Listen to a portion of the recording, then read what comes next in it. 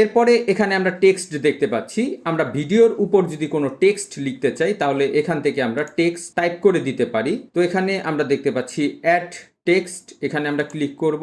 তো এখানে আমরা কিছু একটি টাইপ করে দিব।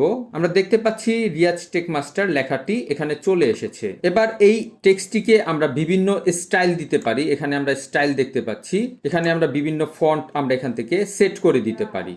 তো এর পরবর্তীতে এখানে আমরা স্টাইলের পরে দেখতে পাচ্ছি আরো কিছু, যেমন এখানে ইফেক্ট দেখতে পাচ্ছি। আমরা যদি এই ইফেক্টে ক্লিক করি, এখান থেকে আমরা যে কোনো একটি ইফেক্ট আমরা চাইলে সেট করে দিতে পারি। তো আমরা দেখতে পাচ্ছি আমাদের লেখাটি চেঞ্জ হয়ে গেছে। তারপর এখানে আমরা একটি অপশন দেখতে পাচ্ছি অ্যানিমেশন। এখান থেকে চাইলে আমরা এই টেক্সটটি অ্যানিমেশন সেট করে দিতে পারি। তো আমরা অ্যানিমেশনে ক্লিক করব।